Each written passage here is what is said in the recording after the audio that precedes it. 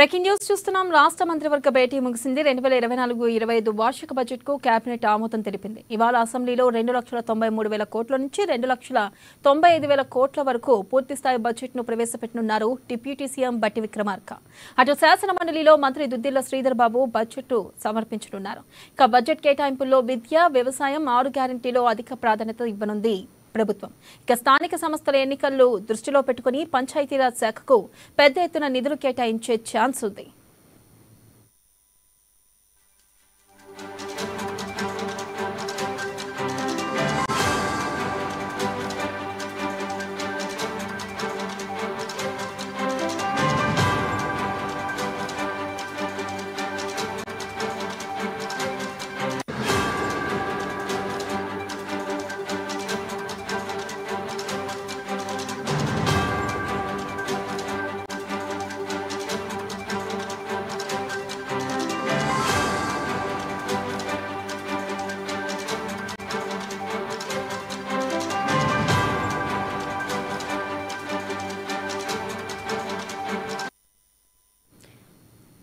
Breaking news చూస్తున్నాం. రాష్ట్ర మంత్రివర్గ భేటీ ముగిసింది. 2024-25 వార్షిక బడ్జెట్ కు కేబినెట్ ఆమోదం తెలిపింది. ఇక ఇవాళ అసెంబ్లీలో 2,93,000 కోట్ల నుంచి 2,95,000 కోట్ల వరకు పూర్తి స్థాయి బడ్జెట్ ను ప్రవేశపెట్టనున్నారు డిప్యూటీ సీఎం బట్టి విక్రమార్క. దీనిపై మరింత సమాచారాన్ని మా ప్రతినిధి రాంబాబు లైవ్ ద్వారా అందిస్తారు. రాంబాబు,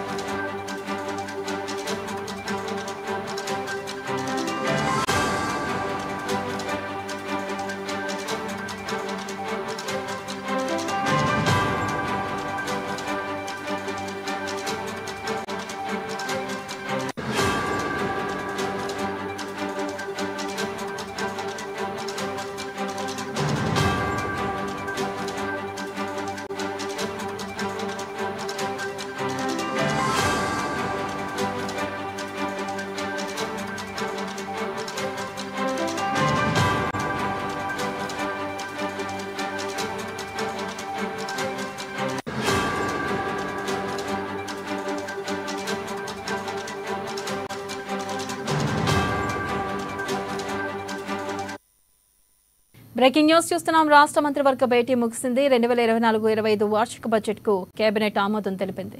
ఇక ఇవాళ అసెంబ్లీలో 2,93,000 కోట్ల నుంచి 2,95,000 కోట్ల వరకు పూర్తి స్థాయి బడ్జెట్ ప్రవేశపెట్టనున్నారు డిప్యూటీ సీఎం బట్టి విక్రమార్క. ఇక దీనిపై మరింత సమాచారాన్ని మా ప్రతినిధి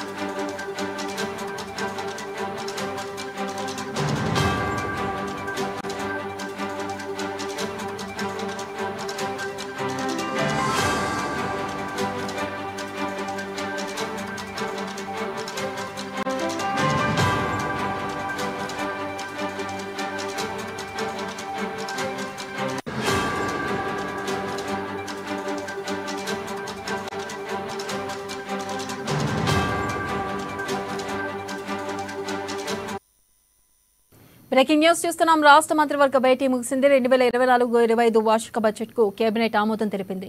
ఇవాళ అసెంబ్లీలో 2,93,000 కోట్ల నుంచి 2,95,000 కోట్ల వరకు పూర్తి స్థాయి బడ్జెట్ ను ప్రవేశపెట్టనున్నారు డిప్యూటీ సీఎం బట్టి విక్రమార్క. దీనిపై మరింత సమాచారాన్ని మా ప్రతినిధి రాంబాబు అందిస్తారు. రాంబాబు, వెన్నెల ముఖ్యమంత్రి రేవంత్ రెడ్డి అధ్యక్షతన ఇప్పుడే కేబినెట్ భేటీ అయితే అసెంబ్లీ కమిటీ హాల్లో ముగిసింది. ఈ యొక్క మంత్రులు కూడా హాజరైనటువంటి ఈ యొక్క కేబినెట్ భేటీలో ప్రధానంగా ఇటు బడ్జెట్ సంబంధించినటువంటి అంశం పైన కూడా పలువురి అంటే ఇప్పటికే సూచనలు సలహాలు తీసుకున్నటువంటి రాష్ట్ర ప్రభుత్వం దానికి సంబంధించి మంత్రులందరి యొక్క అభిప్రాయంతో దాంతో పాటుగా రాష్ట్రంలో ఉన్నటువంటి అతి ముఖ్యమైనటువంటి ప్రాధాన్యత అంశాలను పరిగణలోకి తీసుకొని బడ్జెట్ కేటాయింపులు అయితే చేసింది. దీనికి సంబంధించి 12 గంటలకైతే బడ్జెట్ ను ఇటు ముఖ్యమంత్రి ఇటు అసెంబ్లీ ప్రారంభం కాగానే ఇటు డిప్యూటీ ముఖ్యమంత్రి బట్టి విక్రమార్క రాష్ట్ర అసెంబ్లీలో ప్రవేశపెడతారు. అదేవిధంగా దుద్దిల్ల శ్రీధర్ బాబు ఇటు శాసన మండలిలో ఈ యొక్క బడ్జెట్ అయితే ప్రవేశపెట్టడం జరుగుతుంది. ఇప్పటికే దీనికి సంబంధించి ఈ యొక్క బడ్జెట్ కేటాయింపులకు సంబంధించి అంశం పైన ఇప్పటికే మంత్రుల సలహాలు సూచనలు తీసుకున్నట్టు బడ్జెట్ ని అయితే రూపొందించడం జరిగింది. ఇప్పటికే ఆర్థిక శాఖకు సంబంధించినటువంటి అనేక అధికారులతోటి అనేక శాఖలకు సంబంధించినటువంటి విభాగాలతో కూడా సూచనల సలహాలు తీసుకోవడమే కాకుండా అక్కడ ఉన్నటువంటి ప్రాధాన్యత క్రమంలో అంశాల వారీగా ఈ యొక్క బడ్జెట్ కేటాయింపులు చేయాలని చెప్పేసి రాష్ట్ర ప్రభుత్వం నిర్ణయించిన నేపథ్యంలో ఈ యొక్క కేబినెట్ భేటీలో కూడా దీనిపైన చర్చించడం జరిగింది. కేబినెట్ భేటీలో కూడా ముఖ్యంగా వ్యవసాయ రంగానికి అదేవిధంగా విద్య వైద్యం సంబంధించినటువంటి అంశాలను ప్రాధాన్యత క్రమంలో ముందు వరుసలో తీసుకున్నారు. దాంతో పాటుగా ఇటు సంక్షేమ పథకాలు అదేవిధంగా ఇటు గ్రామ పంచాయతీలకు సంబంధించినటువంటి అంశాలను కూడా ప్రాధాన్యత క్రమంలో వీటికి బడ్జెట్ కేటాయింపులు జరిగినట్టు తెలుస్తా ఉంది. ఇప్పటికే 2,75,000 గత సంవత్సరం బడ్జెట్ అంటే ఫిబ్రవరిలో ఓటాన్ అకౌంట్ బడ్జెట్ ప్రవేశపెట్టినటువంటి రాష్ట్ర ప్రభుత్వం ఇప్పుడైతే 2,90,000 నుండి 2,95,000 వరకు ఈ యొక్క బడ్జెట్ కేటాయింపులు చేస్తున్నట్టు తెలుస్తా ఉంది. దీనికి సంబంధించి మరికొద్ది సేపట్లో రాష్ట్ర అసెంబ్లీలో ఆర్థిక శాఖ మంత్రి డిప్యూటీ సీఎం బట్టి విక్రమార్క అయితే ఈ యొక్క బడ్జెట్ ను ప్రవేశపెట్టబోతా ఉన్నారు. దీంతో ఇప్పటికే ఇటు రాష్ట్ర ప్రభుత్వం అయితే కొన్ని ప్రాధాన్యత క్రమంలో ఇప్పటికే రుణమాఫీకి సంబంధించినటువంటి 31,000 కోట్లు అదేవిధంగా ఇటు రైతు భరోసాకు సంబంధించినటువంటి అంశంలో కూడా రైతు భరోసాకు 15,000 కోట్లు అవసరం అయితే అని చెప్పేసి రాష్ట్ర ప్రభుత్వం చెబుతా ఉన్నది. వ్యవసాయ రంగానికి 50,000 కోట్లు అదేవిధంగా ఇటు సంక్షేమ రంగానికి కూడా వివిధ సంక్షేమ పథకాలకు సంబంధించినటువంటి వీటి కూడా 40,000 కోట్లు కేటాయించాలని చెప్పేసి రాష్ట్ర ప్రభుత్వం భావిస్తున్నది. విద్యుత్ రంగానికి 15,000 కోట్లు అదేవిధంగా ఇటు వైద్య రంగానికి 15,000 కోట్లు కూడా కేటాయించడానికి ఇటు యొక్క బడ్జెట్ లో కేటాయింపులు ఉండనున్నట్టు తెలుస్తా ఉంది. మరొకవైపు పంచాయతీరాజ్ శాఖకు సంబంధించినటువంటి అతి కీలకమైనటువంటి ఇప్పటికే ఇటు సర్పంచుల పదవి కాలం ముగిసిన నేపథ్యంలో ప్రత్యేక పాలన కొనసాగుతున్న నేపథ్యంలో స్పెషల్ అధికారుల నేతృత్వంలో ఈ యొక్క గ్రామ పంచాయతీలు ఈ యొక్క పాలనా విభాగం కొనసాగుతోంది. కాబట్టి దీనికి సంబంధించి కూడా గ్రామ పంచాయతీలు ఇప్పుడు సీజన్ ప్రారంభమైంది కాబట్టి ఇటు వర్షాకాలం వచ్చినటువంటి నేపథ్యంలో వర్షాకాలంలో ప్రబలినటువంటి అనేక వ్యాధులు కానీ లేకపోతే గ్రామ పంచాయతీలో ఉన్నటువంటి అనేక మౌలిక సౌకర్యాలు కూడా మెరుగుపరచాలని దాంతో పాటుగా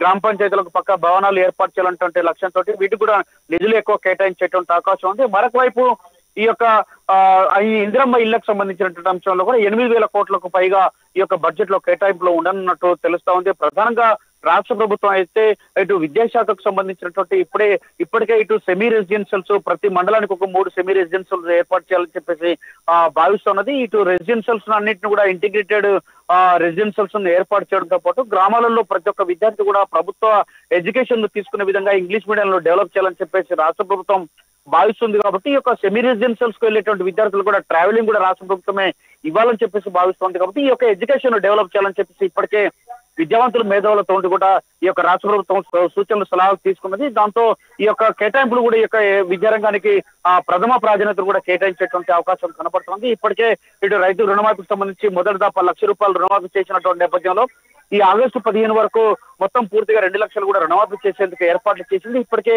ఆర్బీఐ కూడా ఆ డబ్బులు కూడా కట్టినటువంటి పరిస్థితి. మరొకవైపు ఈ 10 రోజులలో అంటే ఈ యొక్క నెల 31 వరకు కూడా మిగతా 1,50,000కు సంబంధించినట్టు రుణమాఫీ చేసేటువంటి అవకాశం ఉంది. కాబట్టి దీనికి సంబంధించి కూడా ఆర్బీఐకు డబ్బులు కట్టాలని చెప్పేసి రాష్ట్ర ప్రభుత్వం భావిస్తున్నది. మరొకవైపు గత ఓటాన్ అకౌంట్ బడ్జెట్ లో రాష్ట్ర ప్రభుత్వానికి కేంద్రం గ్రాంట్లు 41 లక్షల కోట్లకు పైగా ఇట్లా వస్తుందని చెప్పేసి భావించడం కానీ కేవలం 13,000 కోట్లు మాత్రం రావడంతో ఈ 41,000 కోట్లు వస్తుందని చెప్పి భావించిన నేపథ్యంలో 13,000 కోట్లు రావడంతో ఈ సంవత్సరం కూడా ఇది 25,000 కోట్లకు పైగా వస్తుందని చెప్పేసి ఇప్పుడు కూడా ఇంతవరకు నయా పైసా రాలేదని చెప్పి రాష్ట్ర ప్రభుత్వం ఆరోపిస్తోంది. నిన్న బడ్జెట్ కు సంబంధించినటువంటి అంశంలో కేంద్ర బడ్జెట్ లో రాష్ట్రానికి జరిగినటువంటి వివక్ష పైన కూడా ఇటు రాష్ట్ర ముఖ్యమంత్రి అసెంబ్లీ వేదికగా మాట్లాడినటువంటి దానిపైన ఒకవేళ కేంద్రం ఎలాంటి సహాయం చేసినా చేయకుండా రాష్ట్ర ప్రభుత్వం మాత్రం ఎక్కడ కూడా తలగ్గేది లేదు, ఇటు ప్రభుత్వ సంక్షేమ పథకాలను కూడా ఎక్కడ కూడా విస్మరించేది లేదు, ఖచ్చితంగా అమలు చేసి తీరుతామని చెప్పి రాష్ట్ర ప్రభుత్వం చెప్తా ఉన్నది. దీనికి కావాల్సినటువంటి నిధుల సేకరణకు సంబంధించినటువంటి తమ ఏర్పాట్లలో తాము ఉన్నామని కూడా చెప్పడం జరిగింది. అందుకొరకే ఈ యొక్క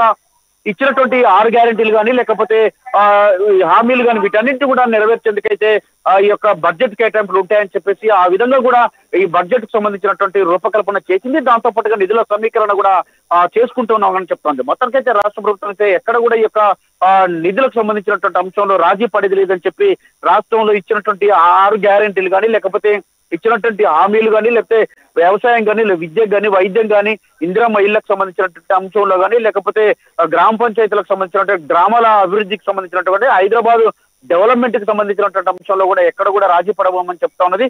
ఇందుకు నిధులు కూడా కేటాయిస్తామని చెప్తా ఉన్నది. అందులో భాగంగానే ఈ యొక్క ఇప్పుడు జరిగినటువంటి కేబినెట్ భేటీలో దీనిపైన కీలకంగా ఈ యొక్క నిధుల కేటాయింపు పైన కూడా చర్చించడం జరిగింది. ఆమోదం కూడా ఈ యొక్క బడ్జెట్ కు కేబినెట్ అయితే ఆమోదం తెలిపింది. మరికొద్ది సేపట్లో డిప్యూటీ సీఎం ఆర్థిక శాఖ మంత్రి బట్టి విక్రమార్క ఈ యొక్క బడ్జెట్ ను అసెంబ్లీలో ప్రవేశపెడతారు. అదేవిధంగా శాసనసభ వ్యవహారాల శాఖ మంత్రి దుద్దిల్ల శ్రీధర్ బాబు శాసన మండలిలో ఈ యొక్క బడ్జెట్ ను ప్రవేశపెడతారు. వెన్నెల.